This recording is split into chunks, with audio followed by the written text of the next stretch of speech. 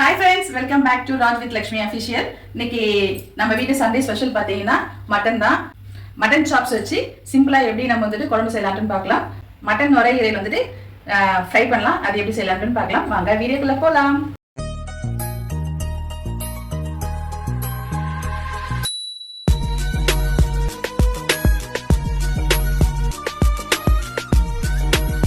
குக்கர்ல தான் நம்ம செய்ய போறோம். அதனால வந்துட்டு குக்கர் பாத்திரம் வச்சுக்கலாம். இப்போ எண்ணெய் ஊற்றிக்கலாம். ஸ்பைசஸ் வந்துட்டு போட்டுக்கலாம். இது எல்லாமே வந்துட்டு ஸ்பைசஸ் தான். இது தனித்தனியாக எடுத்து வைக்கல. நாங்கள் என்னென்ன ஸ்பைசஸ் இருக்குது அதில்? பட்டை, லவங்கம், பிரிஞ்சி இலை, அதுக்கப்புறம் இது பேர் என்ன, அன்னாச்சி பூ, எல்லா ஸ்பைசஸுமே இருக்குது. சரி, ஓகே. இப்போ வந்துட்டு எண்ணெய் ஊற்றியாச்சு. பட்டை, லவங்கம், அன்னாச்சி பூ இது எல்லாமே போட்டுக்கலாம். போட்டுட்டு வெங்காயம் போட்டுக்கலாம்.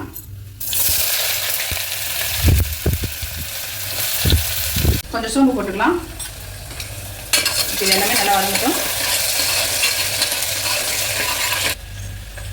சமையல் பொறுத்த வரைக்குமே வந்துட்டு எந்த அளவுக்கு நம்ம சிம்பிளாகவும் செய்யணுமோ அந்த அளவுக்கு டேஸ்ட்டாக இல்லை. தேவையெல்லாம் அதிகமாக மசாலாலாம் போட்டோம்னா டேஸ்ட் வந்துட்டு நல்லா இருக்காது. சில டைமில் ஏதாவது ஒரு மசாலா வந்துட்டு ரொம்ப அதிகமாக கூடுதலாக ஆகிடும். ஸோ முடிஞ்ச அளவுக்கு சிம்பிளாக போடணும், டேஸ்ட்டாகவும் இருக்கணும். இப்போ வந்துட்டு மட்டன் சாப்ஸ் வந்துட்டு நல்லா வந்துட்டு கழுவி வச்சுருக்கேன், தண்ணி ஊற்றி வச்சுருக்கேன். மட்டன் சாப்ஸ், அது மட்டன் சாப்ஸ் ஃபுல்லாகவே மட்டன் சாப்ஸ் தான். இது வந்து தனியாகவே கேட்டாலே தருவாங்க. மட்டன் சாப்ஸ்ன்ட்டு தனியாக கேட்டாலேயுமே வந்துட்டு தருவாங்க. இப்போ வந்துட்டு வெங்காயம் பாருங்கள் நல்லா வதங்கி வச்சு இப்போ இந்த மட்டன் சாப்ஸை போட்டுக்கலாம்.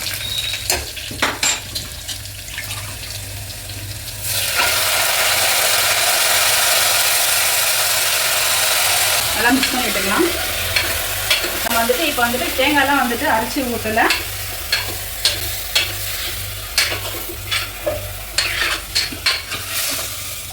உங்களுக்கு வேணும்னா நீங்கள் தேங்காய் கூட நீங்கள் அரைச்சி ஊற்றிக்கோங்க. தேங்காய் பாலாக தனியாக தேங்காய் பேஸ்ட்டும் போடலாம், இல்லைன்னா தேங்காய் பால் மட்டும் கூட நம்ம போட்டு செய்யலாம், நல்லாயிருக்கும். இப்போ வந்துட்டு இஞ்சி பூண்டு பேஸ்ட் போட்டுக்கலாம்.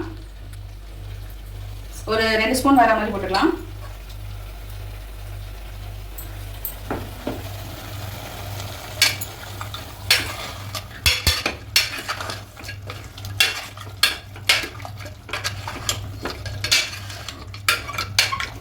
இப்போ இது நல்லா வந்துட்டு குக் ஆகட்டும். அதுக்கே வந்துட்டு நம்ம தக்காளி கட் பண்ணிக்கலாம். தக்காளி கழுவி வச்சுருக்கேன். நான்வெஜ் பொறுத்த வரைக்குமே வந்துட்டு தக்காளி வந்துட்டு ரொம்ப அதிகமாக சேர்க்கக்கூடாது. ஏன்னா வந்துட்டு புளிப்பு தன்மை அதிகமாக வந்துடும். ஸோ தக்காளி வந்து நம்ம கம்மியாக போட்டாலுமே வந்து போதும். ஸோ இந்த ஒரு தக்காளி எடுத்துருக்கேன். இந்த தக்காளி வந்துட்டு நுரையீரலுக்கு.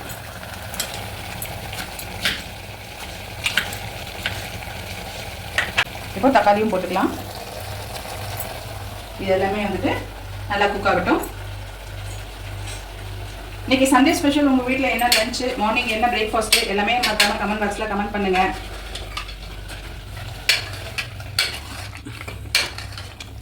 வீடியோ பார்த்துட்டு கமெண்ட் பண்ணுற அந்த 1-2 உள்ளங்களுக்கு மிக்க நன்றி. நம்மளுக்கு ஆதரவு கொடுக்குறவங்களுக்கு. ஸோ நிறைய பேர் பார்க்குறீங்க, நம்ம சேனல் வந்துட்டு சப்ஸ்கிரைப் பண்ண மாட்டேங்கிறீங்க, கமெண்ட் பண்ண மாட்டேங்கிறீங்க. நுரையீரல் செய்யறதுக்கு வெங்காயம் கட் பண்ணிக்கலாம்.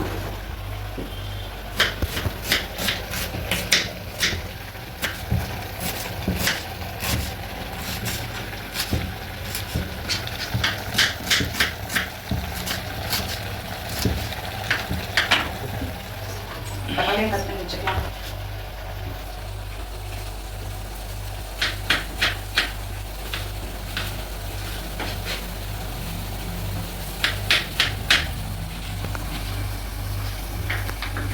இப்போ எண்ணெய் ஊற்றிக்கலாம். குழம்புக்கு தேவையான அளவுக்கு உப்பு போட்டுக்கலாம்.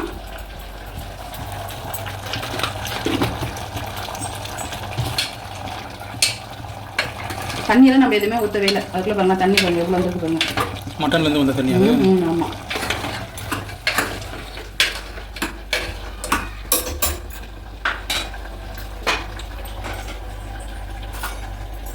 இப்போ இஞ்சி பூண்டு பேஸ்ட்டு கடுகு போட்டுக்கலாம். மறந்துட்டேன்.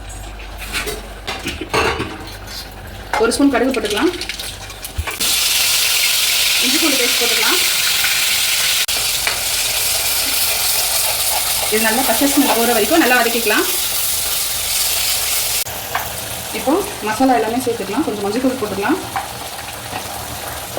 1 ஸ்பூன் அளவுக்கு வெடி மிளகாத்தூள் சேர்த்துக்கலாம். வீட்டில் அரைச்ச குழம்பு மிளகாத்தூள் ஒரு 1.5 ஸ்பூன் அளவுக்கு சேர்த்துக்கலாம். கரம் மசாலா கொஞ்சம் சேர்த்துக்கலாம், 1 ஸ்பூன் அளவுக்கு போதும். இப்போ இது எல்லாமே வந்துட்டு நல்லா மிக்ஸ் பண்ணிக்கலாம்.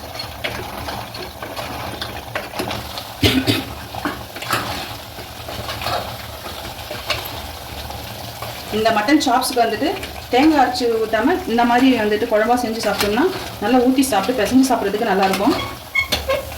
இது கூட வந்து கத்திரிக்காய் வேணும்னா கத்திரிக்காயும் போட்டுக்கலாம். இஞ்சி பூண்டு பேஸ்ட் வந்து நல்லா வதங்கிடுச்சு. இப்போ வந்துட்டு இதை போட்டுக்கலாம். டக்குன்னு பேரை மறந்துட்டேன். பேர் என்ன? நுரையீரல். ஸோ எண்ணெய் ஊற்றி கடுகு போட்டு இஞ்சி பூண்டு பேஸ்ட் நல்லா வதக்கிட்டு இப்போ நுரையீரல் வந்து நம்ம போட்டிருக்கோம். இது நல்லா வதங்கட்டும். ஸோ குழம்புக்கு தேவையான அளவு தண்ணி ஊற்றிக்கோங்க. இந்த அளவுக்கு போதும்.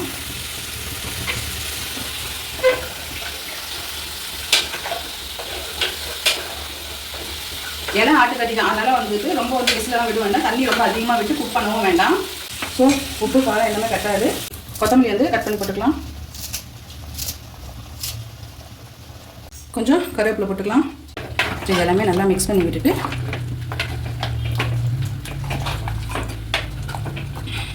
மூடி போட்டுடலாம்.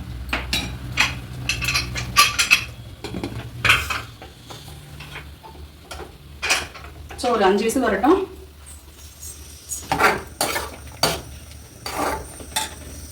இப்போ வெங்காயம் தக்காளி போட்டுக்கலாம். எல்லாமே வதங்கிடும்.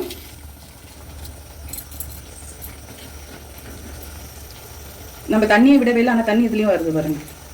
ஸோ வெங்காயம் போட்டாச்சு, தக்காளி போட்டுட்டோம். கொஞ்சம் கரம் மசாலா. மெயின் வந்துட்டு நுரையீரலுக்கு வந்துட்டு மஞ்சள் தூள் போடாமல் இருக்காதீங்க. கம்பல்சரி கொஞ்சம் மஞ்சள் தூள் போட்டுக்கோங்க. மஞ்சள் தூள் போட்டுக்கலாம். 1 ஸ்பூன் அளவுக்கு வெடி மிளகாத்தூள். இது எல்லாமே நல்லா மிக்ஸ் பண்ணி விட்டுக்கலாம்.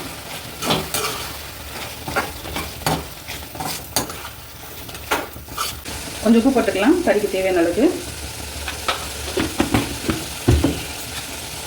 கறி மீன்ஸ் ஏன் மாமா சிரிக்கிற? கறின்னு சொன்னா இது கறி தானே? அது கறி தான். சிரிக்கல, உப்பு மறந்துட்டு இப்போ போட்டியா இருந்துச்சு, அதை சரி. இல்லை சார், தண்ணியை விடவே இல்லை.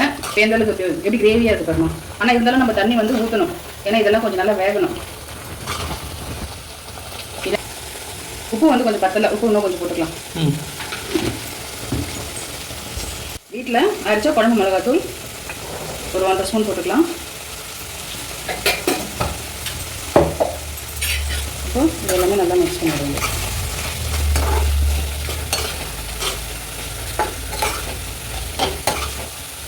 மசாலா எல்லாமே வந்துட்டு எண்ணெயிலே நல்லா வதக்கியாச்சு. இப்போ தண்ணி எல்லாமே வதக்கிடுச்சு. இப்போ எண்ணெய் எப்படி பிரிஞ்சு வந்துருக்கு தெரியுமா? தெரியுமா? ஸோ இப்போ இந்த ஸ்டேஜில் வந்துட்டு தண்ணி ஊற்றிக்கலாமா? அப்புறம் தண்ணி வந்து கூடுதலாகவே இருக்கட்டும். ஏன்னா இது நல்லா வேகணும். இந்த நுரையீரல் பொறுத்த வரைக்குமே வந்துட்டு மசாலா வந்துட்டு கொஞ்சம் அதிகமாக வந்துட்டு சேர்க்கணும். சேர்த்தா தான் வந்துட்டு இதில் வந்து நல்லா ஊறணும். அப்போ தான் சாப்பிட்றதுக்கு நல்லா இருக்கும். இல்லைன்னு வச்சுக்கேன் பச்சை கறி சாப்பிட்ற மாதிரி இருக்கும். சவுக்குன்ற மாதிரி கவுச்சடிக்கும். ஸோ மிளகாத்தூள், கரம் மசாலா இது எல்லாமே கொஞ்சம் கூடுதலாகவே போட்டோம்னாலே வந்து கரெக்டாக இருக்கும். மசாலா கொஞ்சம் அதிகமாக இருந்தால் தான் நல்லாயிருக்கும். ஆமாம். ஸோ மட்டன் வந்துட்டு ரெடி ஆகிடுச்சு. ஓப்பன் பண்ணிடலாம். ஸோ பாருங்கள், மட்டன் எல்லாமே நல்லா வெந்து வந்துட்டு பார்த்தாலே உங்களுக்கு தெரியும்.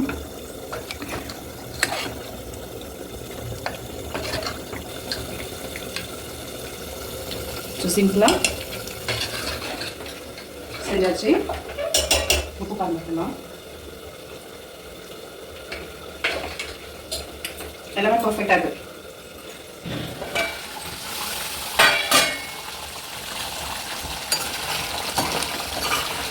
இப்போ இந்த ஸ்டேஜில் வந்துட்டு நம்ம கருவேப்பிலை போட்டுக்கலாம். இன்னும் நல்லா குக் ஆகணும். கொஞ்சம் கருவேப்பிலை போட்டோம்னா அந்த ஃப்ளேவர் எல்லாம் கொஞ்சம் இறங்கும். அதனால் கொஞ்சம் இந்த ஸ்டேஜில் வந்துட்டு நம்ம கருவேப்பிலை கொத்தமல்லி போட்டுக்கலாம்.